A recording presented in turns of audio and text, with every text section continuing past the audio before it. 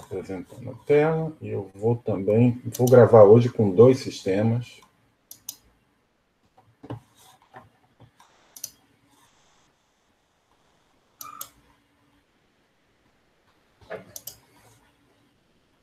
Muito bem. 12ª aula do curso de superfícies de rima, onde a gente finalmente consegue alcançar um dos objetivos do curso, né, que é apresentar o teorema de Riemann-Roch e algumas aplicações. Tá bom? Então, vamos começar pelo início, que é a revisão da aula passada. Então, na aula passada, a gente identificou, né, começou a aula identificando fibrados lineares munidos de uma seção meromorfa com certos subfeixes do feixe de funções meromorfas definidos por meio dessa condição, né? Se D é o divisor de zeros menos polos da seção meromorfa, então eu posso considerar um subfeixe do feixe de seções meromorfas definidos por essa condição, e a gente mostrou que esse feixe ele é isomorfo ao feixe de seções do nosso fibrado de partida. Tá? A gente utilizou essa linguagem, alguns resultados que a gente já tinha obtido, né, na linguagem de feixes, para demonstrar um teorema clássico da análise complexa, o teorema de Mittag-Leffler, que permite prescrever partes principais de funções meromorfas em abertos do plano complexo. A gente observou também que, graças ao anulamento da cohomologia com coeficientes no feixe de funções holomorfas abertos de U, que a gente provou 2 aulas atrás, usando um ingrediente extra topológico, a gente viu também que todo fibrado holomorfo de posto 1 num aberto de C é trivial, e com isso obteve de forma quase imediata um outro teorema clássico da análise complexa, que é o teorema de Weierstrass, que diz que a gente pode construir funções com zeros prescritos. E a gente terminou a aula focando em superfícies de Riemann compactas e mostramos que todo fibrado linear holomorfo possui uma seção meromorfa, né? Então, no caso de superfície de Riemann compactas, a gente pode aplicar essa proposição e identificar todo o feixe de seções de um fibrado holomorfo com um subfeixe do feixe de funções meromorfas. E, como corolário, uma outra maneira de enunciar esse resultado é dizer que aquela aplicação que a gente definiu lá no início do curso, né, que parte de um divisor e associa um fibrado linear, é sobrejetiva. Tá bom? Tudo bem. Isso foi o conteúdo da aula passada. E, como eu falei, hoje a gente começa a discutir o Riemann-Roch. Para isso, eu vou precisar de uma certa preparação e vamos lembrar, né, uma coisa que a gente já utilizou várias vezes. A gente, dado uma seção meromorfa de um fibrado linear holomorfo, a gente pode associar um divisor, né, uma superfície de Riemann X, que não importa se é compacta, se não é, mas eu tenho esse divisor. E o ponto aqui que a gente quer é definir, com auxílio desse divisor, uma aplicação grau. Primeiro, essa aplicação grau vai do grupo div(x) para os números inteiros, tá certo? E vai simplesmente pegar um divisor MP vezes P e vai enviar na soma de MP. É claro, para garantir um divisor é uma soma localmente finita, para garantir que essa soma é finita, eu preciso aqui me restringir ao caso em que X é uma superfície de Riemann compacta. Bom? E o que é interessante é que o resultado que a gente viu no início do curso, sobre o grau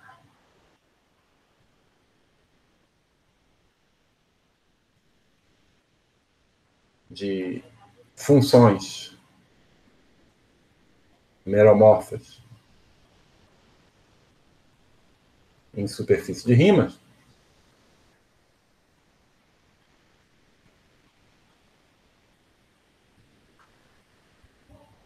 compactas, implica que o grau de qualquer divisor principal é sempre zero. Né? Não sei se vocês lembram, a gente definiu o grau como uma soma de graus locais, para não importa qual elemento sobre a pré-imagem, de não importa qual elemento da imagem. Foi um resultado que a gente provou logo antes de fazer a fórmula de Riemann-Hurwitz, e ele nos diz que o grau de divisores principais é zero. Portanto, essa aplicação grau, ela passa o quociente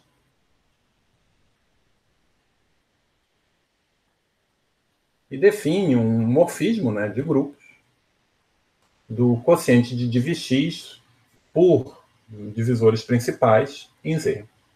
Ora, mas na aula passada a gente viu que esse div(x) dividido pelos divisores principais é simplesmente o grupo de Picard. Então eu tenho uma aplicação grau aqui também. Eu posso, para qualquer fibrado linear, associar um inteiro. De que maneira? Fibrado linear, a gente sabe que tem uma seção. Eu pego essa seção, pego divisores de zeros e polos e associo esse Z. Se eu tenho duas seções diferentes, né, o quociente delas, como a gente viu na aula passada, é uma função meromorfa, e, portanto, o grau está bem definido, não depende da seção escolhida. Certo? Então, a gente tem esse invariante básico dos fibrados, que é o grau. Certo? Aqui, lhes cabe observar que, na verdade, o grau não é nada mais, nada menos que a aplicação induzida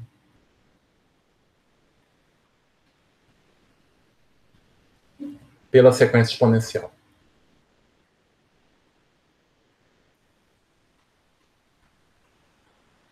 Então, lembra que a sequência exponencial era aquela sequência que começava com Z, ia para OX estrela, e tomando a sequência longa em cohomologia, eu obtenho esse mapa. Esse mapa aqui é simplesmente o mapa grau. Não estou demonstrando, só estou mencionando.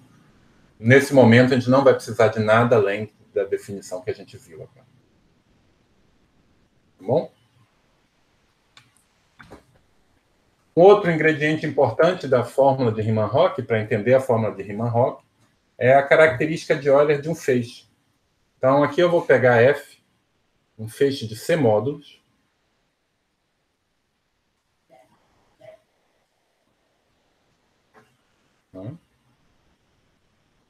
e eu vou considerar, eu vou assumir que a cohomologia de F é finita. No seguinte sentido, no sentido de que para qualquer I, a dimensão do HI é finita, e se I for suficientemente grande, então a dimensão do HI de X é zero. Então, sobre essas condições, né, de que a cohomologia é finita, eu defino a característica de Euler como essa soma alternada. E por essas hipóteses, cada termo é finito e apenas um número finito deles é não nulo. Então, isso é um inteiro que eu posso associar a qualquer feixe. E note que se eu tenho essas condições, né, num espaço topológico Hausdorff com base numerável, e se eu tenho uma sequência exata curta de feixes de C módulos com cohomologia finita, então vale essa identidade. A cohomologia, a característica de Euler do feixe do meio, é igual à a soma da característica de Euler do feixe das pontas. Isso a prova é álgebra linear.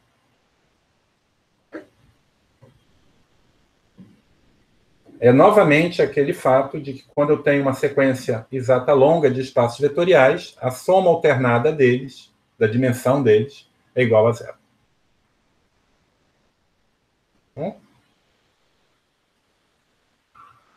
Então, a prova, você daqui você vai tirar uma sequência.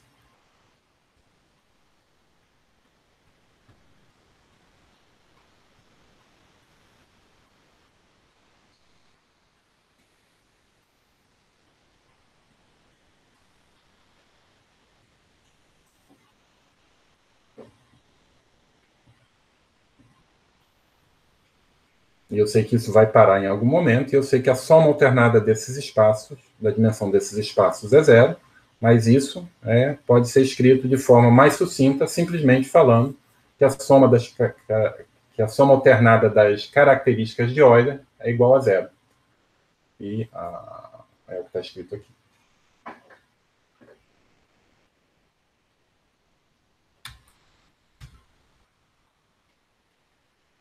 Desculpa, mas por que essa análise for Hausdorff? Onde Então, você usa Hausdorff? o que a gente pode deduzir... deixa eu fazer uma observação, ou talvez seja uma adição. Deixa eu lembrar que quando a gente falou do isomorfismo de Dubois,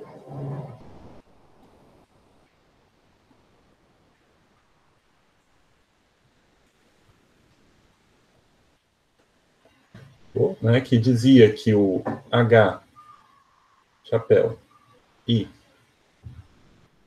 de X, ômega J, X, era isomorfo ao H, J, I, barra, X, a gente deduziu como corolário que H, chapéu, I, X, ômega J é igual a zero se I for maior do que a dimensão de X. Particular, se X é uma superfície de Riemann,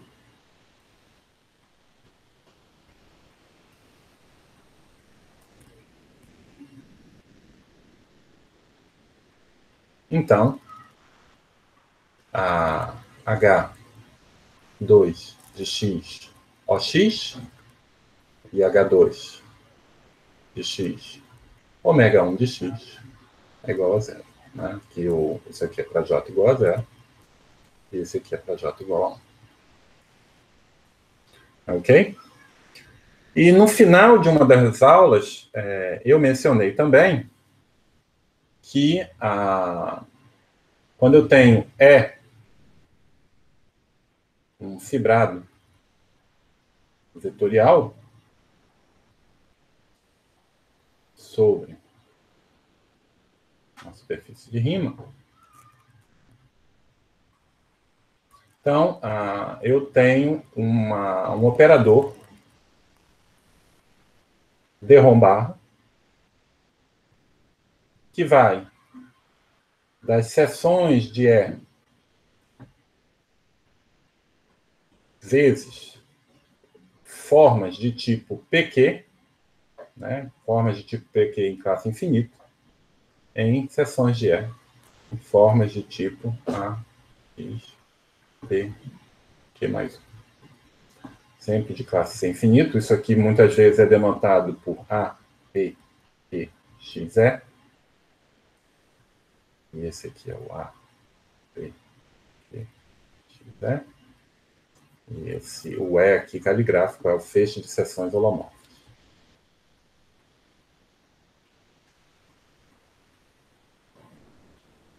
Então, em particular, o A0, 0, é nada mais do que o feixe de seções holomórficas de E aqui, é claro, seções sem infinito de E. Bom? E, essencialmente, o ponto da possibilidade de definir esse operador é simplesmente o fato de que as funções de transição de E são holomorfas e o d-rom de funções holomorfas é zero. Então, você define ele localmente, em qualquer trivialização local, fazendo isso coordenada a coordenada de E, e essa coisa globaliza porque nas funções de transição esse operador é O de x linear. Ou seja, ele vai colar bem com as funções de transição. E isso permite escrever, né, sempre coisas do tipo, vai permitir, por exemplo, recuperar o E através dessa sequência. Exato. Aqui eu tenho uma inclusão das funções, das seções holomorfas nas seções sem infinito. E como eu estou numa superfície de rima, vamos pensar que x é uma superfície de rima, essa sucessão ela se interrompe já nesse segundo termo, porque o A02 é zero. Não tem duas formas de tipo 01, de 02. O E de dz barra é zero. Certo? Isso vai me implicar que, da mesma maneira, que eu posso ter um isomorfismo de Dubos, calcular a cohomologia de E em termos dessa resolução, porque esses sujeitos são acíclicos, mas aqui a única coisa que eu vou usar, que eu quero é simplesmente deduzir que HJ de x de E é igual a zero a qualquer J maior ou igual que 2. Bom, isso para qualquer fibrado vetorial.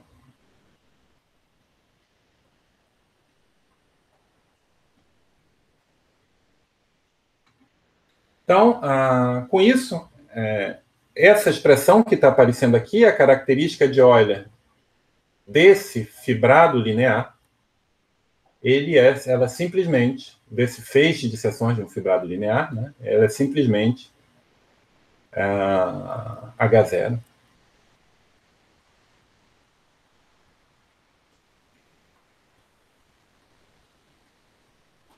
menos H1. Os termos de ordem superior não intervêm porque são automaticamente zero. E da mesma maneira, aqui é.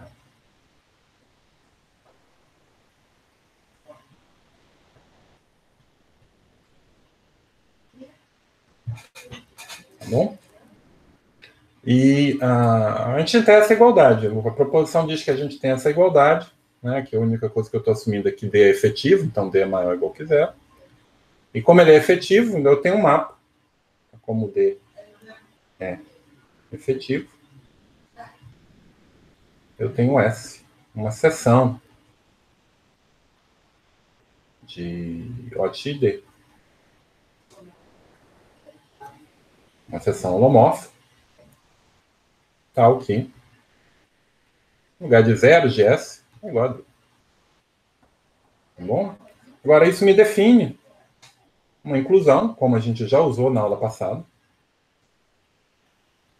do fibrado O de X, D, do fibrado O de X no O de X, D, e o núcleo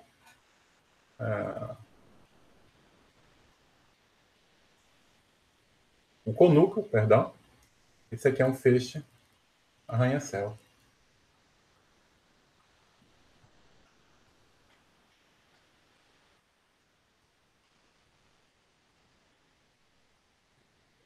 Feixe com suporte no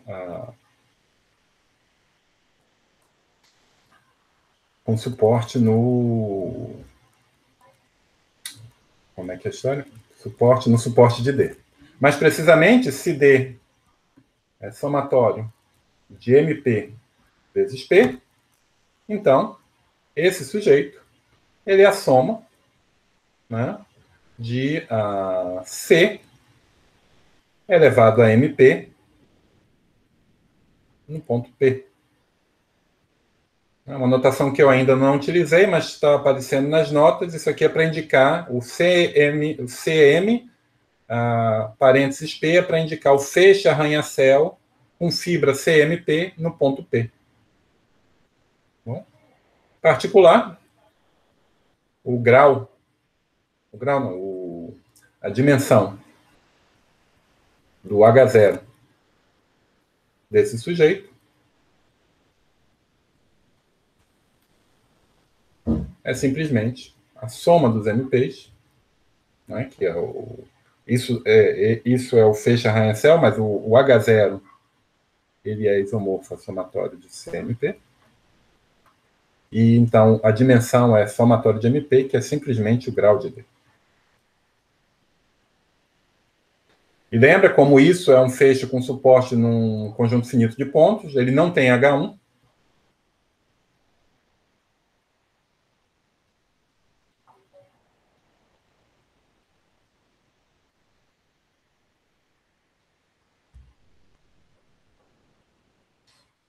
E segue o que a gente está falando, que é a característica de Euler dele é o grau de D. Então, a fórmula que eu escrevi aqui é simplesmente uma aplicação imediata da fórmula anterior, tá certo? Porque ainda falta mais um último detalhe.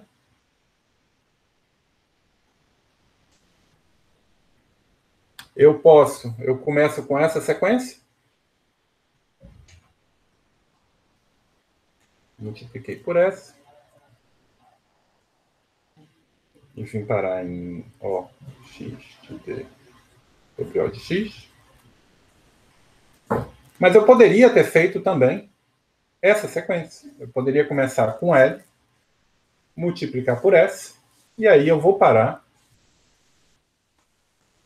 em L tensor OX de D. E o que acontece é que o conúcleo é o mesmo. A descrição do mapa localmente não mudou, e o conúcleo é o mesmo. E aplicando a fórmula que a gente viu, a álgebra de álgebra linear, a gente tem que a característica de Euler de O de X de D vai ser igual à característica de Euler de L tensor de X de D mais o grau de D.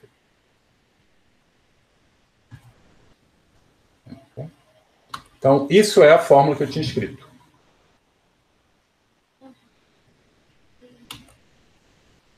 Que era o que a gente queria demonstrar.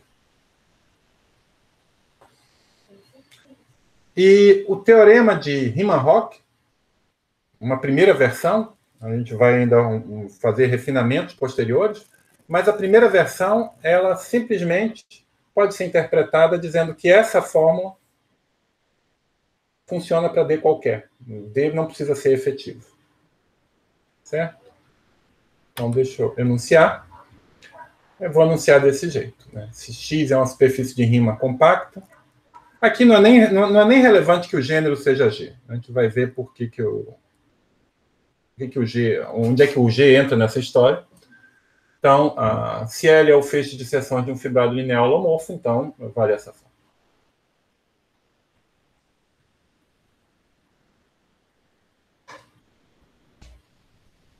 Certo? Então, observar o seguinte. Seja S a seção meromorfa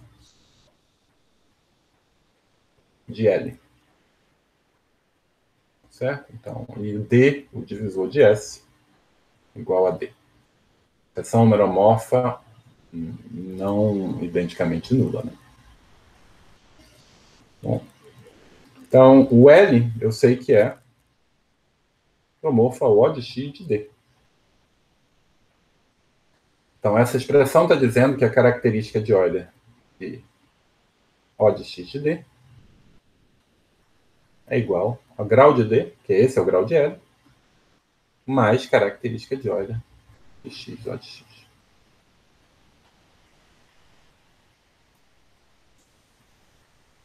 E a proposição anterior mostrou esse resultado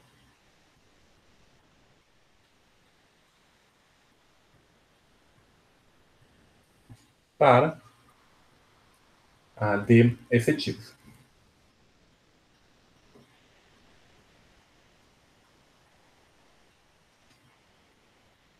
Certo?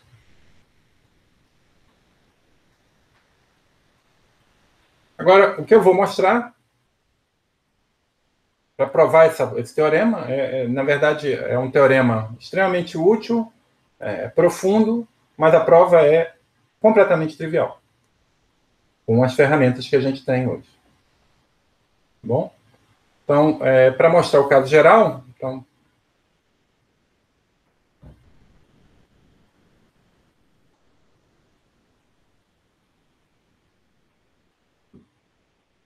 geral, basta verificar que se o teorema vale para D, para um divisor D,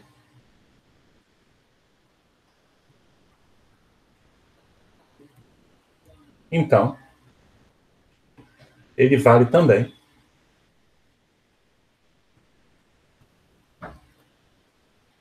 para D menos P. Eu já sei que ele é verdade para todo divisor efetivo, o que a gente acabou de mostrar. Então, se eu mostrar que se vale para um divisor, vale para o divisor menos um ponto, onde o ponto é um ponto arbitrário da superfície, eu vou ter que ele vale para qualquer divisor.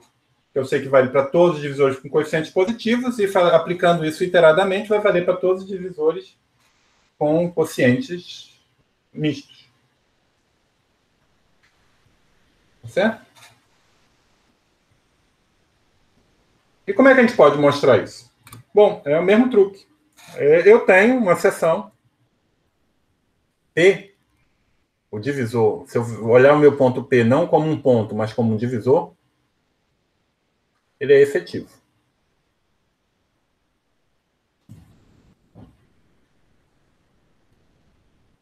Tá certo? Então eu tenho uma seção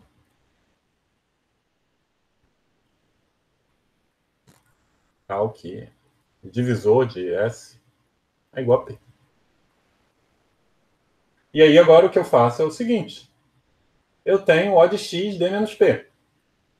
E eu posso multiplicar isso por S. Isso vai me dar um mapa, um morfismo em O de x de D. E o conúcleo é C.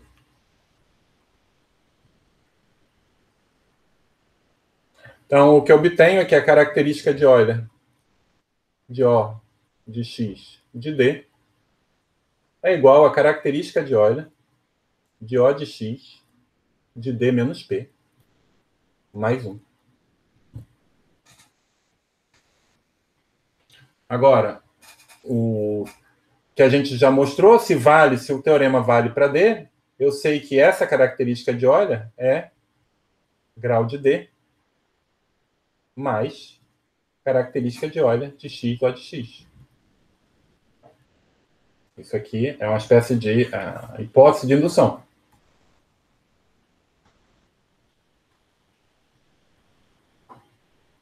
E vai valer também para esse sujeito, porque valendo essa fórmula eu deduzo, né, isso implica que isso aqui é grau de D menos 1 mais característica de Euler de x O de x.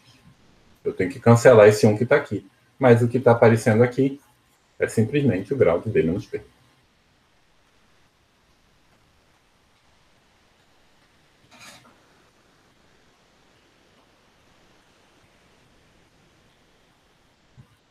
Tá bom?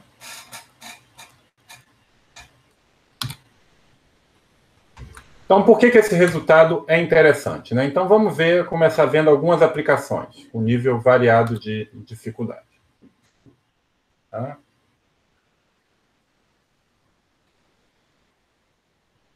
Então, deixa eu começar com um lema.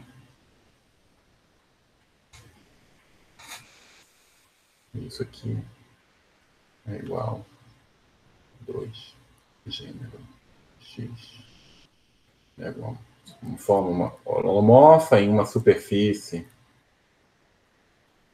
de rima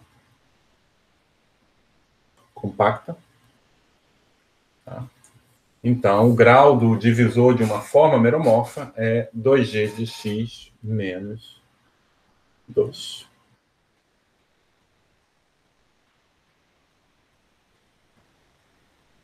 Como é que eu posso verificar isso? Uma maneira é a gente olhar aplicar o teorema anterior, né? Então, eu sei que a característica de Euler de x, ômega 1 de x, é igual ao grau de ômega 1 de x, mais característica de Euler de x ou de x.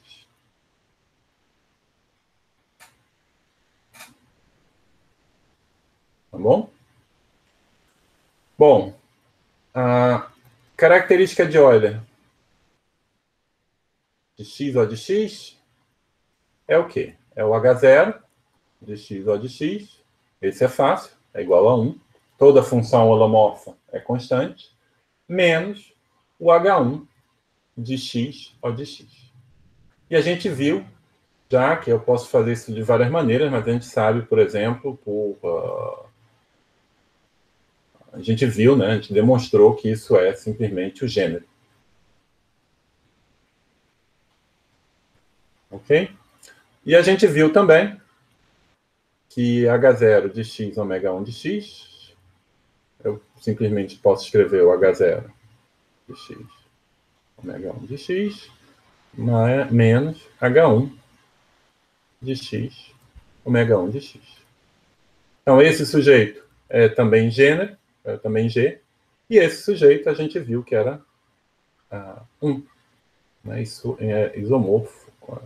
O H1, ômega 1 é isomorfo ao H11, que é o H2 de x. Então, aqui eu tenho G menos 1, aqui eu tenho 1 menos G. Colocando as duas coisas juntas, eu deduzo que o grau do ômega 1 é 2G menos 2, mas o grau do ômega 1, por definição, é o grau do divisor associado a qualquer forma. Tá bom? Então, uma terminologia que é corrente em geometria algébrica é que se eu tenho uma superfície de rima, então o divisor canônico, apesar de se usar o artigo definido aqui, o divisor canônico não é um divisor. Na verdade, é qualquer divisor Kx, tal que o O de x Kx é isomorfo ao feixe ômega 1 de x. Ou seja, o que eu estou falando aqui é que esse Kx é qualquer divisor associado a uma forma meromorfa em x. Isso me gerou confusão durante anos na minha vida, mas é essa terminologia. Então, o divisor canônico não é um divisor, é uma classe de equivalência de divisores. Tá bom. Então, o que a gente está falando é que o grau de Kx é igual a 2G menos 2. Tá bom? Ô, Jorge. Uma coisa que é interessante é que se eu tenho uma aplicação holomorfa de x para y, ô, Jorge. eu tenho uma aplicação natural de div y para div x. Né, em que eu vou pegar um ponto em y e eu vou associar o divisor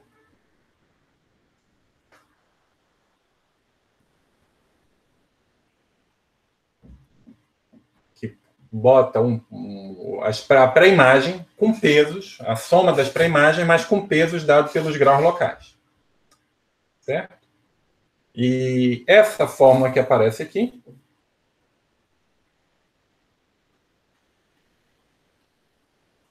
é novamente o fato de que a soma dos graus locais sobre uma pré-imagem é sempre igual ao mesmo número, que a gente definiu como sendo o grau de f, e a gente, portanto, já demonstrou isso lá no início do curso. Só não tinha essa linguagem, não falava nesses termos, mas isso é um resultado meio que imediato da definição de grau. Né? Porque o grau, por definição, é essa soma, para não importa qual P. Tá? Com esses ingredientes, a gente pode fazer uma versão, ou se vocês quiserem, uma prova diferente daquela aplicação, daquela fórmula de Riemann-Hurwitz que a gente viu.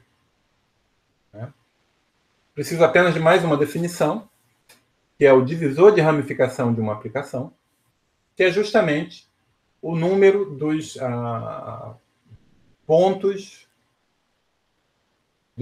críticos da minha aplicação. Um divisor que está suportado nos pontos críticos. Né? Então, eu vou simplesmente marcar os pontos críticos em X, no domínio, e vou colocar peso, o grau de X, o grau local de F em X menos 1. Então, lembra que era essa soma que aparecia lá no Riemann-Hurwitz. Tá bom? E eu posso reescrever o Riemann-Hurwitz, na verdade, uma versão mais precisa, falando isso. Dizendo que o Kx é linearmente equivalente ao pullback de Ky mais ΔF. Como é que é a prova desse negócio? Né? Então, o que você faz? Eu sei que todo fibrado linear tem seções. Em particular, o ω1 de x tem seções. E ω1 de y também. Então, seja ω uma seção meromorfa de ω1 de y. Ok? Agora, eu sei fazer pullback de... então, eu sei que o divisor de ω seguindo essa convenção que a gente faz, é justamente o K de y. Tá bom? Agora, eu sei fazer pullback de forma. Né? Se eu tenho uma forma diferencial em y, eu posso considerar f estrela de ω. Então, considerem uma forma meromorfa induzida em x. Tá certo? E agora você tem que fazer uma conta. Essencialmente, você tem que tentar entender onde estão... quem é o divisor associado dessa f estrela de ω. Então, uma conta local, que eu deixo para vocês verificarem, mostra que esse divisor é justamente o pullback do divisor de ω mais o ΔF. Né? Lá onde a função é crítica, vai aparecer esse delta, aquele ponto vai aparecer como um zero do pullback de ω.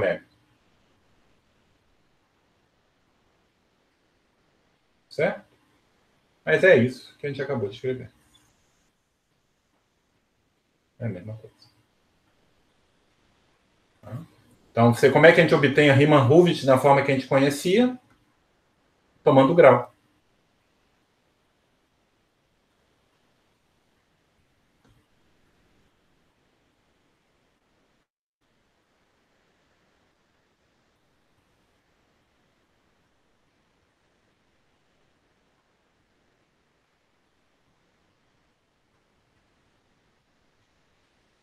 Tudo bem? Essa forma de Riemann-Hurwitz. Mas aqui perceba que isso é mais preciso, né? Esse grupo, isso aqui é uma identidade.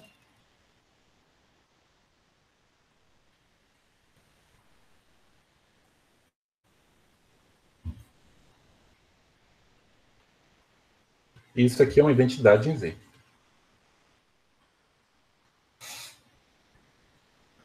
Então, isso é um grupo maior, esse grupo em geral ele é maior do que Z.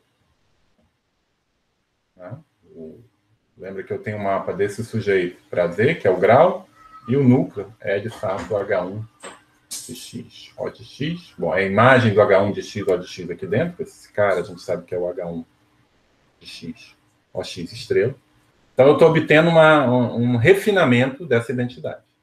É uma identidade que funciona a nível de equivalência linear de divisores, é uma identidade no grupo de Picard. É o PIC. Não é puramente topológico. Então, a gente tinha demonstrado um resultado usando apenas topologia, e agora, né, triangulações, não sei se vocês lembram, agora a gente refinou ele e está mostrando uma identidade nesse grupo.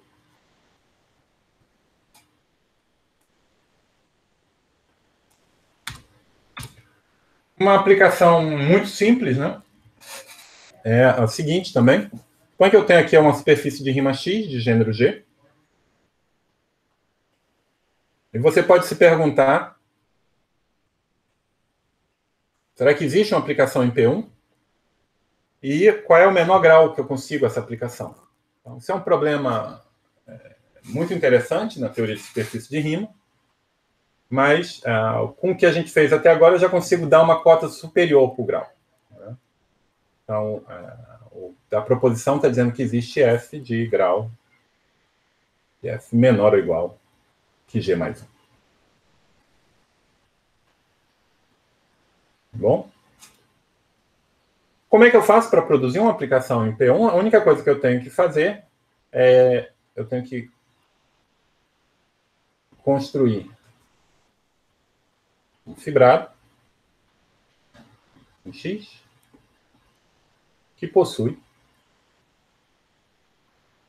duas seções.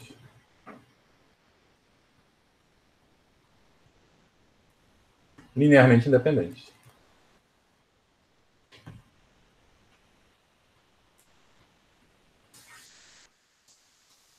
Vamos dizer S1 e S2. E eu defino F como sendo S1 sobre S2. E aí o que vai acontecer é que o grau de F ele é menor ou igual que o grau do divisor associado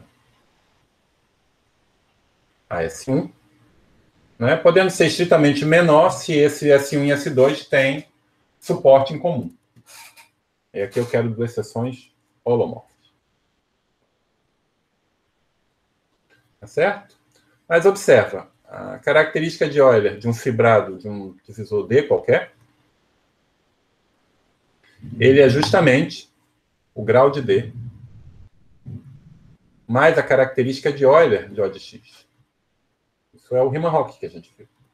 Então, isso é o grau de D mais 1 menos G. Se o grau de D for maior ou igual que G mais 1, então, característica de Euler de X, O de X de D, é maior ou igual que 2. Mas isso é H0 menos H1, maior ou igual que 2. Mas isso implica que o H0, sozinho, é maior ou igual que 2.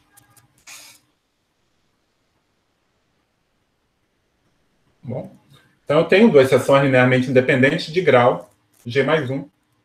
Se elas não tiverem zeros comuns, eu tenho uma aplicação de grau G mais 1. Se tiverem zeros comuns, vai ter um grau um pouco menor. Não podem ter exatamente o mesmo conjunto de zeros, porque eu estou assumindo que elas são linearmente independentes. Se duas seções têm o mesmo divisor de zero, o quociente é uma função constante, logo é uma função holomorfa, logo constante.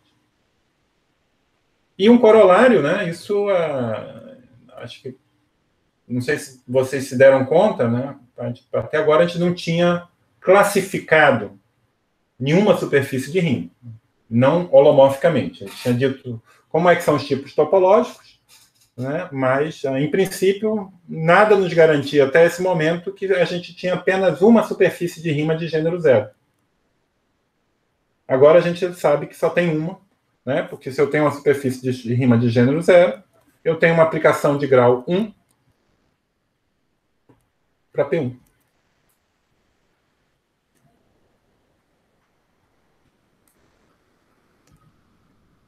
Mas se o grau de F é igual a 1, é um isomorfismo. Eu tenho uma para imagem em cada ponto.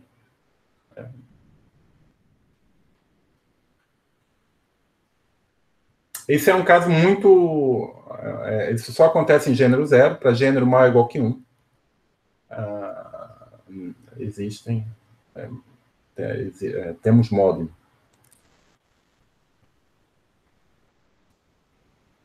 Ou seja, são famílias de dimensão positiva de superfície de Riemann, 2 a 2 não equivalentes. Mas a gente ainda vai conseguir dizer alguma coisa em gênero pequeno. Gênero 1, gênero 3, gênero 2. Mas gênero 0 só tem uma.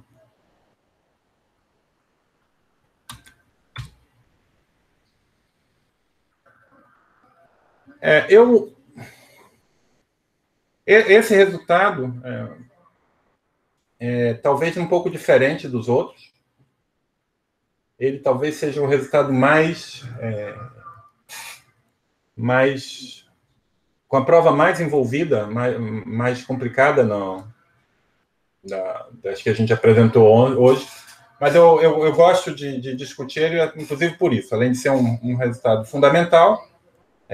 A técnica de prova mostra que você pode precisar de argumentos um pouquinho mais delicados do que simplesmente tomar a sequência longa e acabou, né, para fazer esses argumentos com fecho. Então, deixa eu explicar esse resultado para fechar a aula de hoje. E na aula que vem a gente vai ver uma reversão um pouco mais elaborada do teorema de Riemann-Roch. O primeiro, ele vai ser uma combinação de 2 lemas. Tá? O primeiro lema é o tipo de argumento que a gente já está fazendo o tempo inteiro. Então, é um lema que compara o H1 do L tensor O de x NP com H1 de L. E, como vocês podem imaginar, isso é aplicar a mesma sequência exata que a gente está escrevendo desde a aula passada. Eu tenho L, que se injecta em L O de x NP, e o quociente é CN, feixe arranha-céu suportado no ponto P e com fibra CN. Então, se eu olhar a sequência longa em cohomologia, o final dela, eu vou ter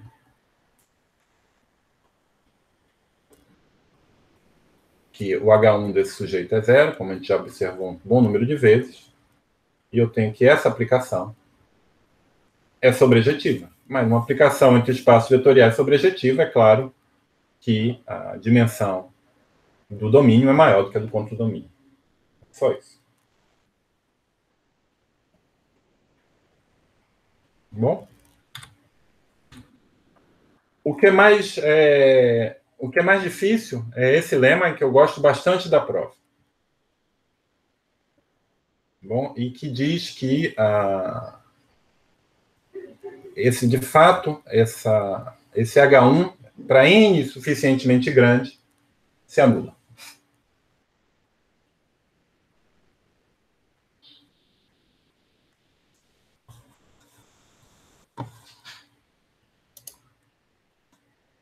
Como é que a gente pode mostrar isso? Então, a gente vai começar com a mesma sequência.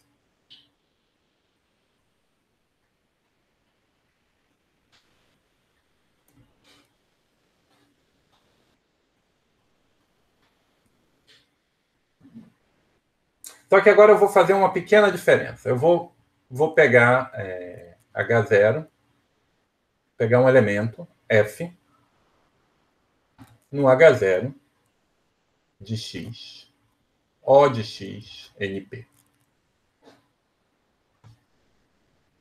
Tá? O tempo todo a gente estava pegando sempre o F, que era a seção natural que se anulava em ordem NP, que se anulava em ordem NP, mas aqui eu vou pegar uma seção qualquer. Tá bom?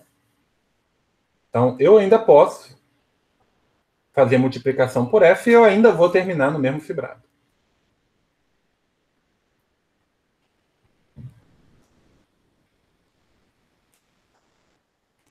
O coquernel não é mais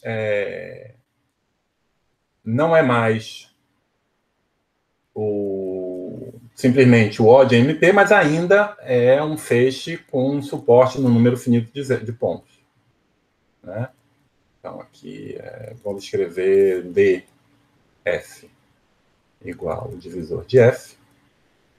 Eu ainda posso escrever esse cara como sendo o O de X dF dividido pelo O de X. E o ponto é que o H0 desse cara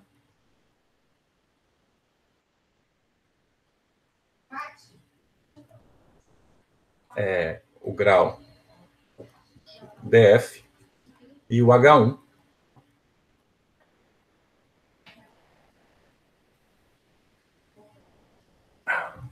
é igual a zero. Bom? E aqui o que eu vou olhar é para a aplicação. Vou considerar sequência longa em cohomologia e vou olhar para a aplicação definida por essa multiplicação por F em H1 de X. O de X NP.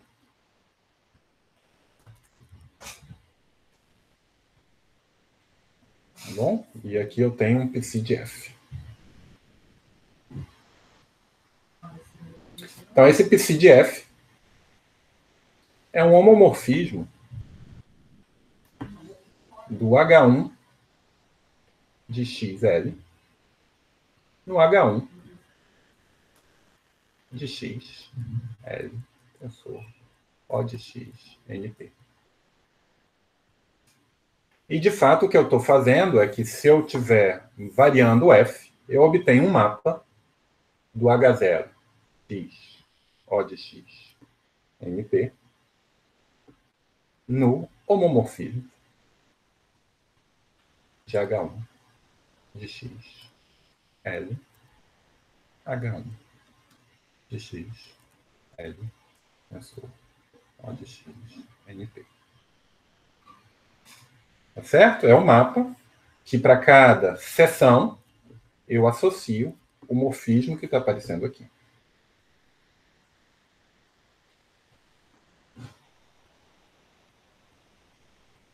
Aqui tem uma vírgula. E um ponto-chave do argumento é observar, essencialmente, o que se tem que fazer. Tem que voltar lá para ver como é que essas aplicações são induzidas no H1, mas não é difícil de ver. É voltar na construção desse mapa, né, que é simplesmente um mapa que é definido por essas coisas, né, nas cocadeias, né, restrito aos cociclos e passado pelos cobordos, passado o cosseno pelos cobordos, é observar que essa aplicação aqui é ser linear.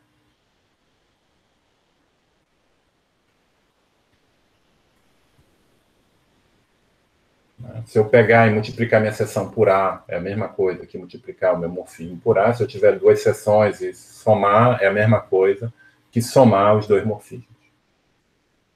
Eu deixo vocês verificarem isso, mas é quase que uma tautologia da construção dessa aplicação. Tá certo? Mas agora, olha só. A gente sabe que a dimensão desse sujeito é menor que a dimensão desse sujeito. Então, a dimensão aqui é menor do que o H1 de x L ao quadrado. Tá? Essa dimensão, eu sei que, ao mesmo tempo, ela é maior do que a grau, que é N, que aqui é por Riemann-Roch, é maior do que o N, mais 1 menos G.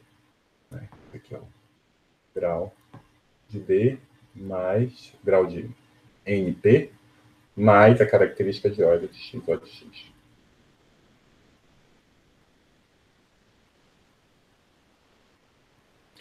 Tá bom? Então, se eu pegar N maior do que esse número, mais 1 menos G, eu tenho uma seção que é enviada a zero. Ou seja, se eu tomar N suficientemente grande, né? Aqui cresce com N, aqui está parado. Eu tenho uma cota superior que independe de N, e aqui eu tenho uma cota inferior linear em N, coeficiente positivo. Então, para N grande, eu tenho um elemento no núcleo. Mas perceba, esse psi de F, ele está vindo da sequência longa em cohomologia. Eu sei que aqui é sobrejetivo. Como eu sei que essa é sobrejetivo, se esse sujeito é zero, então esse grupo tem que ser zero. Logo, né, se o N for maior do que H1 ao quadrado mais 1 menos G, eu tenho o anulamento dessa coisa.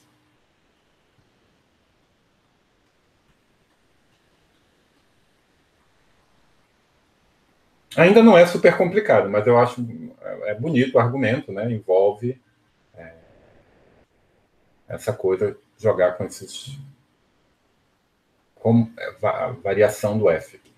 E aí saber que você tem uma cota inferior aqui, que depende do N, e uma cota superior que não depende do N, que permite dizer que isso só pode acontecer porque esse cara é zero. Tá bom?